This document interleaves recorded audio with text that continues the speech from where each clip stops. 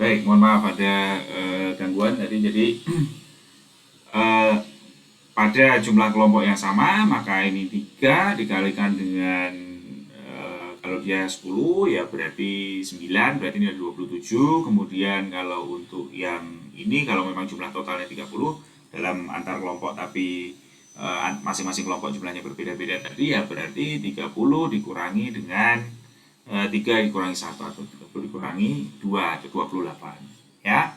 Oke, tapi nanti kita akan bahas dalam materi ini yang jumlah sampelnya sama.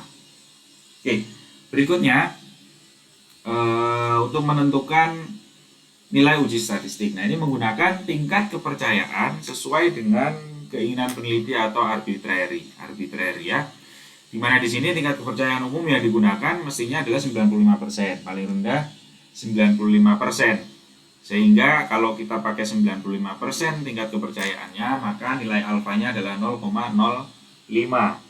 Ya, di bawah itu bisa 90% tapi tidak umum dilakukan ya, karena itu nanti errornya terlalu banyak yang ditoleransi. Jadi kalau penelitian seperti ya mestinya dalam penelitian dalam kuliah sebelumnya sudah disampaikan bahwa ya kita paling tidak 95% tingkat kepercayaannya. Atau kalau dalam laboratoris yang semuanya bisa terkontrol dengan baik bisa sampai 99%. Kalau di sini tingkat kepercayaannya 99%, maka nilai alfanya menjadi 0,01 ya, tapi tadi ya standar itu kita ada di 0,05. Ini kenapa ini penting? Karena ini nanti juga menentukan dari tabel statistik yang kita gunakan ya. Nah, kemudian berikutnya adalah membandingkan F hitung dengan F tabel. Nah, F hitung didapatkan dari perhitungan dengan menggunakan formula atau rumus ya, dari dimana formula ini nanti akan diaplikasikan dengan data yang kita punyai. Kemudian F tabel itu kita didapatkan dari tabel F ya, berdasarkan degree of freedom dari data yang kita teliti ya, data yang kita punya. Nah, kemudian yang terakhir setelah kita sudah membandingkan, maka kita akan mengambil keputusan atau kesimpulan dari hasil analisis yang sudah kita lakukan. Jika H0 diterima, artinya kita menerima hipotesis yang menyatakan bahwa rata populasi dari semua kelompok itu tidak berbeda atau sama, ya, tidak ada perbedaan signifikan. Nah, dari mana kita menerima H0? Kita terima H0 kalau F hitung kita yang berdasarkan pakai rumus dihitung sendiri itu kurang dari F tabel atau lebih kecil dari F tabel ya. Jadi F hitung didapatkan dari formula, kita hitung. F tabel kita dapatkan dari tabel ya, dengan degree of freedom maupun signifikansi yang kita tentukan. Nah, kemudian kita bandingkan, kalau yang kita hitung itu kurang dari F tabel, maka H0 diterima ya. Ini kalau H0 diterima ya berarti itu tidak ada perbedaan rata dari grup-grup yang kita teliti. Tapi kalau F hitungnya lebih dari F tabel, maka kita menolak H0 ya, atau menerima HA, atau bisa juga disebut H1, H0 atau H1 atau HA alternatif, yang berarti ada perbedaan signifikan pada rata-rata grup yang kita teliti ya. Oke. Jadi di sini yang kita pentingkan adalah apakah F hitung lebih atau kurang dari F tabel. Intinya kalau F hitung kurang dari F tabel, maka tidak ada perbedaan signifikan.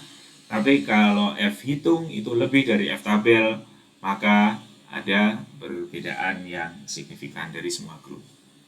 Oke, berikutnya adalah ini struktur data. Jadi maksudnya dalam kita nanti menata data hasil penelitian kita itu, kalau ANAVA itu bentuknya seperti ini. Jadi mesti di sini ada jenis perlakuan atau kelompok atau grouping ya tadi ya. Kita kalau seumpamanya percontohan tadi ada mahasiswa yang dari Jogja, ada yang Pulau Jawa luar Jogja, kemudian ada yang luar Pulau Jawa, itu adalah pengelompokan dalam kolom ini tadi. Jadi ini ada kelompok 1, kelompok 2, sampai berapa banyak, sampai I atau sampai K. Nah, kemudian yang di sini adalah ini X1121, dan ini adalah data yang kita cari. Jadi kalau tadi kita membicarakan tentang tinggi tubuh, ya ini data tinggi tubuhnya kita ada di dalam sel-sel tabel ini. Yang kemudian nanti tentu kita akan melakukan penjumlahan untuk total per kelompok maupun total keseluruhan. Ya, di sini adalah ada lambangnya, kalau TI ada dotnya ini, yang ini ya, ini adalah total semua pengamatan dari populasi ke I atau grup ke I. Ya, ini kan di total. Kemudian kalau T yang dot ini adalah total semua pengamatan dari semua populasi grup. Ya, kenapa ini harus kita tampilkan, harus kita total seperti ini? Karena ini nanti yang kita pakai untuk melakukan perhitungan nilai F. Ya, oke, nanti kita dengan membuat contoh kita akan lebih mudah memahaminya. Nah, berikutnya formulanya apa yang dipakai? Ya, untuk mencapai nanti kita akhirnya mendapatkan nilai F hitung, itu kita harus dulu memperhitungkan beberapa hal. Yang paling penting untuk dihitung dulu itu adalah ini ya, ada jumlah total kuadrat atau jumlah kuadrat total yang disingkat JKT. Kemudian ada jumlah kuadrat perlakuan atau yang disingkat dengan JKP, dan ada jumlah kuadrat galat atau yang kita singkat menjadi JKG. Ya, kalau kita lihat dari sini tentu kita akan bisa lihat, oh kalau total itu berarti ya semuanya, ya kan? Semuanya kita jumlahkan. Kemudian kalau perlakuan, oh ini berarti between groups, ya kan? Antar perlakuan ini. Perlakuan itu antar perlakuan atau antar grup, ya. Sedangkan yang galat, oh ini yang within group. Ya, coba nanti kita cek ya. Nah, rumusnya ini adik-adik. Rumusnya ini ada sigma XIJ kuadrat dari I sampai K dan dari J sampai ke N dikurangi dengan total kuadrat dibagi N per grup, jadi dikalikan dengan jumlah grup.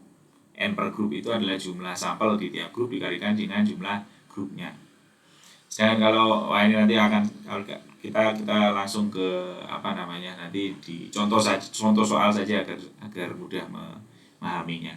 Kemudian untuk jumlah kuadrat perlakuan atau JKP itu total kuadrat dari masing-masing kelompok, ya, disigmakan atau dijumlahkan dibagi dengan jumlah kelompok di tiap grup, jumlah sampel di tiap grup dikurangi dengan sama ini tadi ya, total dikuadratkan dibagi dengan jumlah tiap grup kalikan groupingnya, jumlah grouping. Nah, sedangkan galat, jumlah kuadrat galat adalah JKT didapatkan dari JKT, hasilnya ini dikurangi dengan JKP. Oke. Nah, nanti kalau kita sudah menghitung itu, ya, maka kita akan merekapnya ke dalam tabel ANAFA seperti ini. Ya, di sini sudah saya beri keterangan bahwa ini adalah untuk kasus dengan jumlah sampel yang sama di tiap grup.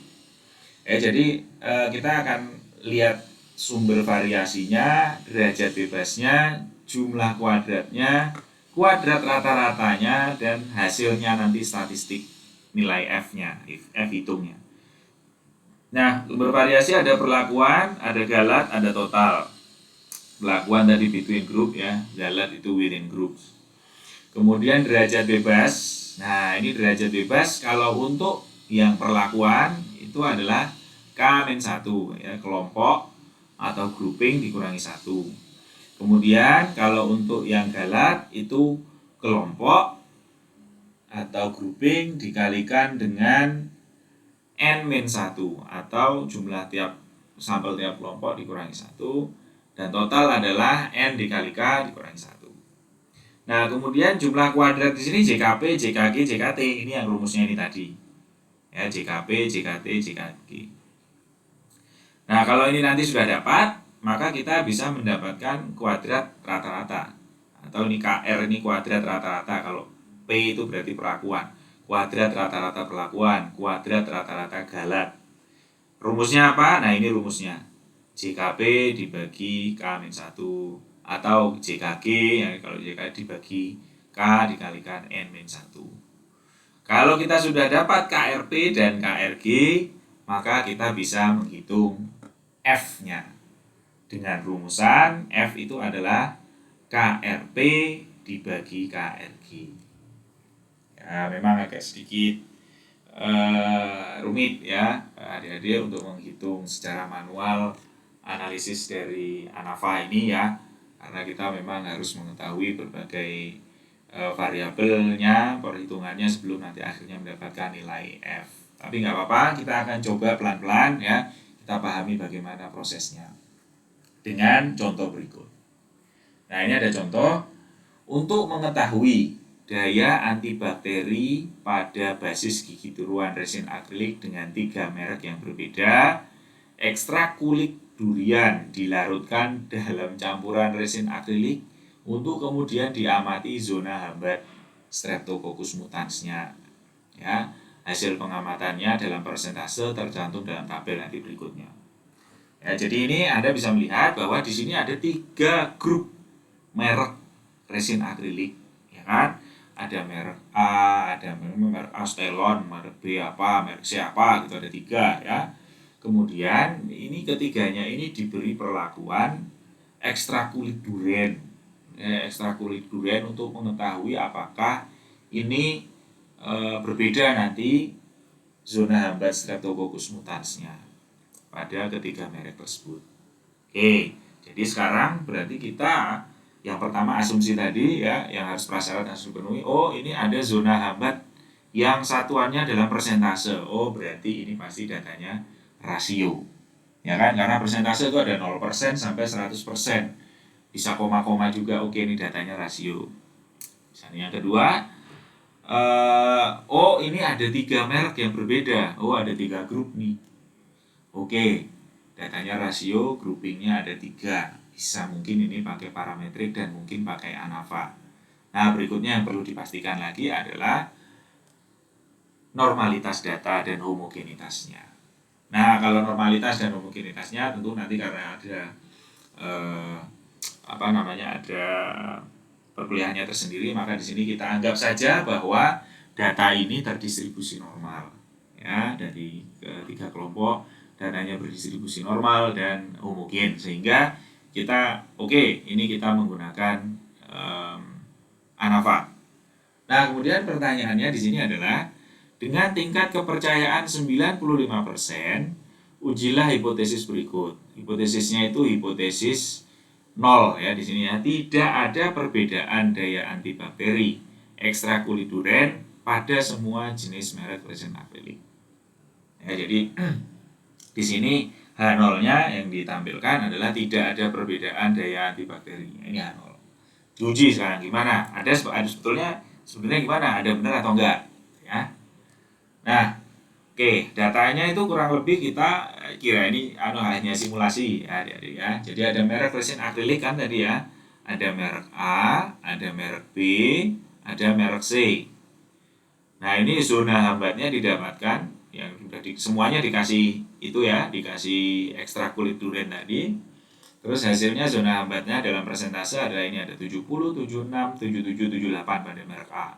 Pada merek B ada 65, 70, 74, 67. Kemudian pada merek C ada 76%, 87, 78, dan 77%. Nah, kan ini jadi pertanyaannya kemudian adalah dari ketiga merek ini ya, pada ketiga merek ini sebetulnya ada perbedaan zona hambat nggak? Ya, ada perbedaan zona hambat bakterinya nggak? Dengan menggunakan ekstrak kulit durian. Ya, jadi ini sebetulnya variabel pengaruhnya adalah merek resin akriliknya. Ya, karena semuanya mendapatkan perlakuan yang sama, ya, untuk ekstrak kulit duriannya sama. Jadi variabel pengaruhnya adalah apakah mereknya ini tadi, perbedaan merek ini memberikan perbedaan zona hambat sebagai variabel dependennya.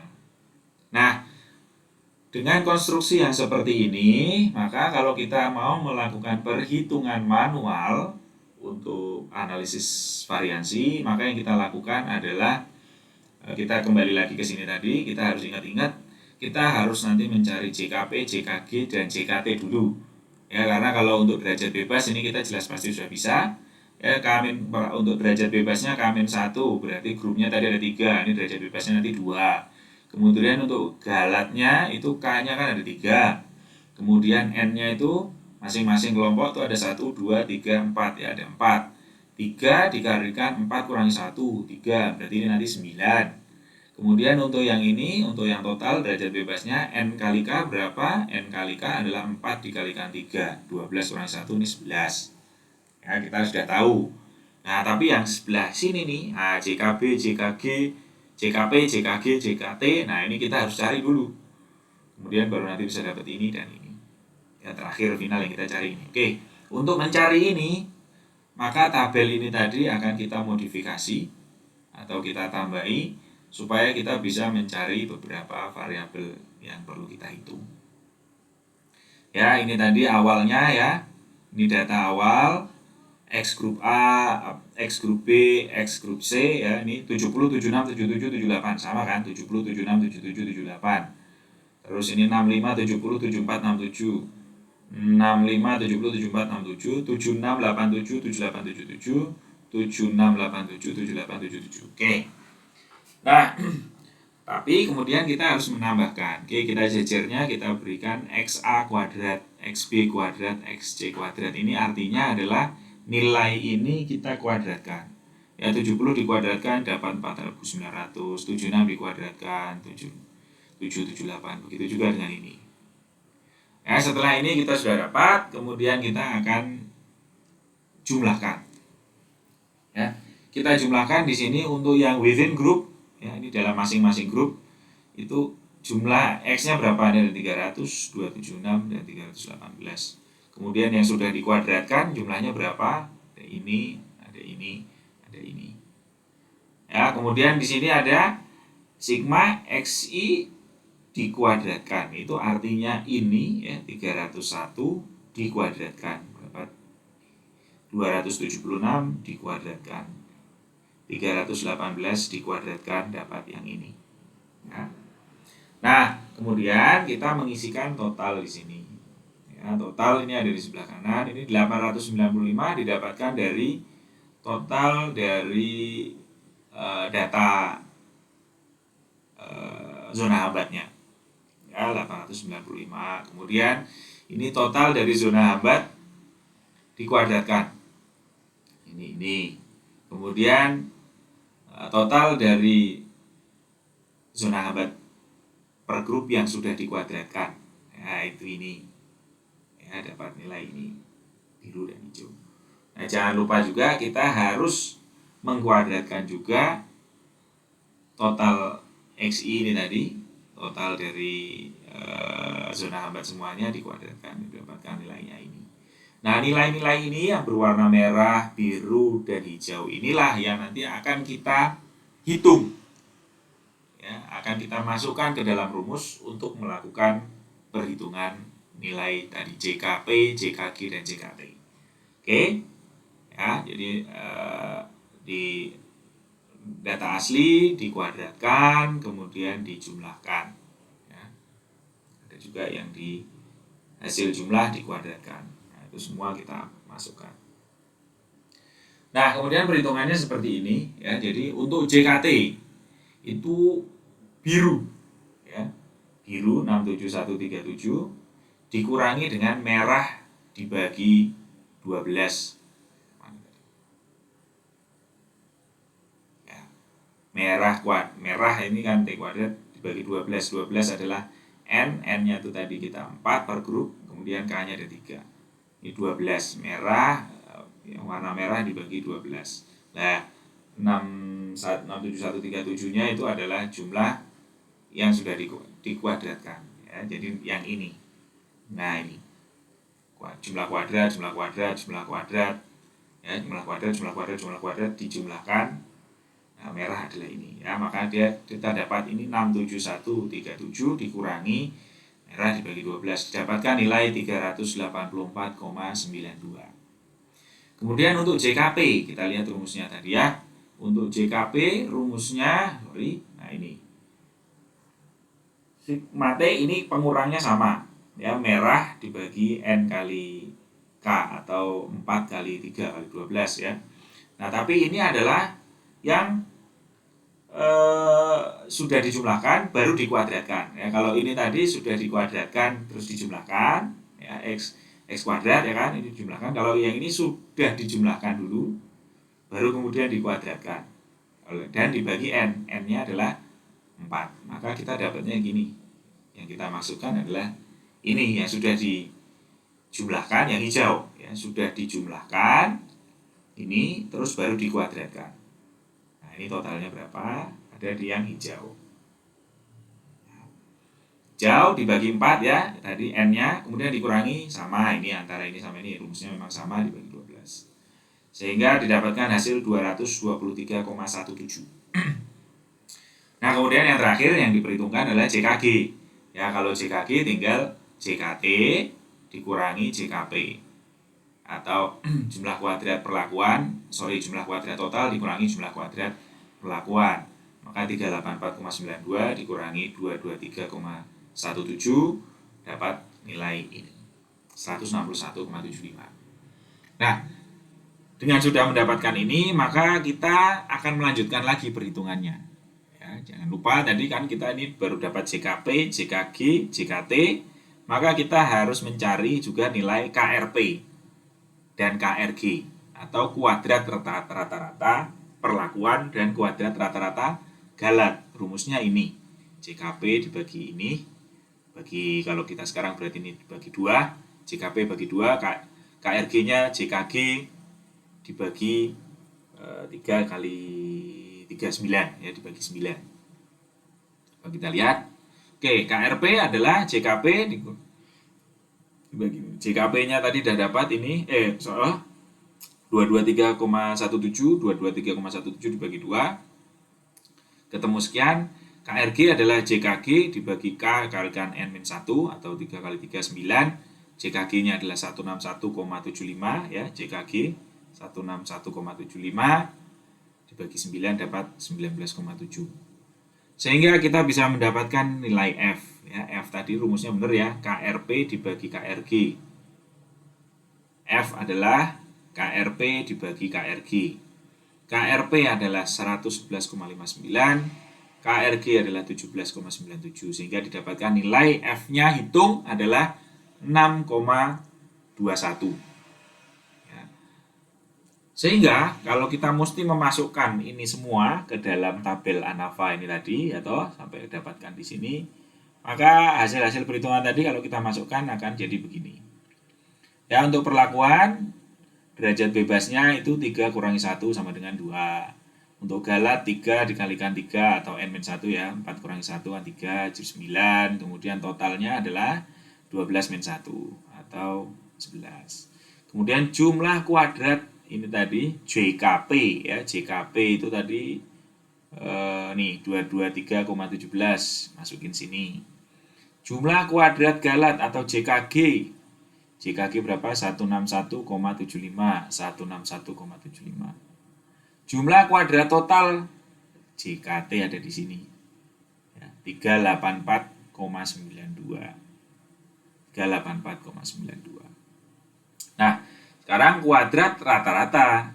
Ya, kuadrat rata-rata ini tadi KRP, KRG, KRP-nya 111,59, ini 17,97, 111,59, 17,97, maaf ini harusnya koma. Dan statistik F-nya didapatkan 6,21. Oke. Nah, sudah kita dapat hasil perhitungannya. Ya, dengan demikian, kalau kita cross check hasilnya dengan SPSS ya, nanti untuk SPSS-nya ada kuliah sendiri kan ya. Nanti hasilnya yang dibaca di SPSS itu seperti ini deh, tabelnya. Kita bisa lihat ada tabel ANAFA di sini, ada DF ini degree of freedom, kemudian ada F ini nilai F-nya, F hitungnya. Nah, kemudian di sini ada between groups sama within groups dan total. Di sini adalah sum of squares, di sini adalah mean squares. Nah, sum of square yang ini 223,167 ini berarti sum of squares untuk between groups. Ya kan 223,7 jumlah kuadrat ya kan sum of square jumlah kuadrat between group. Nah, perlakuan ini berarti adalah between groups ya kan. Jadi ada perlakuan atau ini grouping antar grup. Sedangkan sum of squares within group itu adalah JKG atau jumlah kuadrat galat. Hasilnya 161,75. 161,75. Oh, betul. Dan total ini 384 sama. Kemudian degree of freedom tadi kita sudah menghitung bersama-sama sama. Nah, kemudian mean square. Mean square adalah kuadrat rata-rata. Ya, kalau yang di between groups berarti perlakuan, yang within groups berarti galat. Mean square between groups dan mean square kuadrat rata-rata. Jadi ini tadi yang kita hitung 111 sama 17 benar nggak? 111 sama 17 betul. F-nya 6,209, kita ngitungnya 6,21. Oh, betul. Nah, kemudian kita bisa lihat di sini kalau di SPSS ada nilai 0,02. Nah, kalau kita menggunakan itu, maka kita dari sini sudah langsung bisa menentukan bahwa oh ini berbeda secara signifikan karena signifikansinya di bawah 0,05. Ya, 0,02 kan di bawah 0,05 sehingga ada perbedaan yang signifikan. Nah, tapi kalau manual kan kita nggak tahu nih yang nilai sig-nya ini berapa. Maka kita harus membaca tabel F. Ya. Kita cari persilangan antara degree of freedom perlakuan dan degree of freedom galat atau degree of freedom between groups dengan degree of freedom within groups. Nah, tadi di awal kita juga sudah sama-sama sampaikan, sama-sama tahu bahwa untuk DF perlakuan atau between groups itu adalah K-1 rumusnya. Kalau K-1 berarti sama dengan 2. Ya kan? Kan di sini ada 3. Kelompoknya tadi ada merek A, merek B, merek C. Kalau yang within groups itu K dikalikan N-1. Dalam contoh kasus kita kan ada 3 kelompok, terus jumlah sampel di tiap-tiap kelompok ada 4, berarti 3 kali 3 sama dengan 9. Nah, dengan demikian maka kita akan mencari perpotongannya. Nah, ini pada tabel F yang dengan alfa 0,05 ya adik-adik ya. Ya, alfa yang 0,05 atau tingkat kepercayaan 95%. Maka kita lihat di sini yang pembilangnya adalah 2. Ya. Kemudian penyebutnya adalah 9. Perpotongannya kita dapatkan 4,2565 atau 4,26. Ya, artinya F tabel dengan data seperti kita itu tadi, ya, data seperti contoh itu tadi, F tabelnya adalah 4,26. Ya. Nah, kalau kita sudah dapat F tabel, maka baru kemudian kita interpretasikan. Tadi F hitung kita berapa?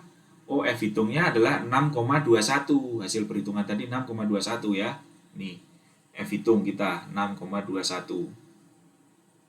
Oh, 6,21. F tabelnya berapa? 4,26. Nah, ini tadi ya, 4,256. Oh iya, 4,26. Nah, artinya apa? Perhitungan kita, ya F yang kita dapatkan dari rumus, itu lebih besar daripada yang ada di tabel. Dengan demikian, maka kita akan menolak H0. Yang berarti terdapat perbedaan daya antibakteri ekstrakulit durian pada masing-masing merek resin akrilik. Kita belum tahu ini sampai di sini mana yang beda. Jadi ini kita menolak H0-nya kan tadi antara merek A, merek B, dan merek C itu sama ya anunya rata-rata zona hambatnya. Tapi ternyata berdasarkan hasil perhitungan statistik didapatkan ini tadi bahwa oh tidak sama. Jadi dari merek A, merek B, merek C itu ada perbedaan yang signifikan. Nah, ANAFA hanya menentukan sampai di situ. Ya, ANAFA menentukan sampai di situ. Ada perbedaan antara ketiganya itu tadi, merek A, merek B. Mana yang berbeda? Nah, mana yang berbeda?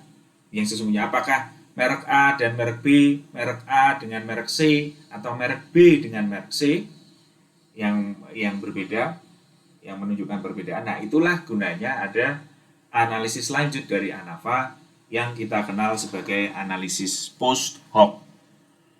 Ya, analisis post hoc itu nanti akan membandingkan dari masing-masing grup A dengan B, A dengan C, B dengan C. Ya, nah nanti kita akan bisa lihat oh mana yang menunjukkan perbedaan. Ya, jadi dua grup. Analisis post hoc nanti akan ada macam-macam, ada berdasarkan LSD dan lain sebagainya. Bahkan kalau mau menggunakan mau manual dengan t-test, ya, jadi kan tadi antar dua grup kita bandingkan boleh, tapi manual satu-satu. Sedangkan kalau di dalam mesin software analisis statistik seperti SPSS, maka kita bisa langsung juga meminta analisis post hoc-nya. Ya, dengan demikian nanti setelah begitu kita run, maka selain hasil ANAFA juga didapatkan hasil analisis antar grupnya dengan post hoc itu tadi, dan itu bisa dalam satu kali jalan. Ya, nanti mungkin akan lebih jelas apabila penggunaan itu pada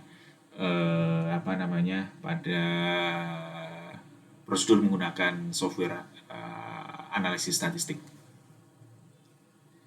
Ya, mungkin itu yang bisa saya sampaikan terkait dengan materi ANAFA satu jalur. Terima kasih atas perhatiannya. Untuk mempermudah pemahaman, mungkin nanti Anda mungkin akan saya minta untuk mengerjakan kuis di Elok. Ya, sekali lagi terima kasih atas perhatiannya. Mohon maaf apabila ada kesalahan. Selamat pagi, siang, sore, atau malam. Assalamualaikum warahmatullahi wabarakatuh.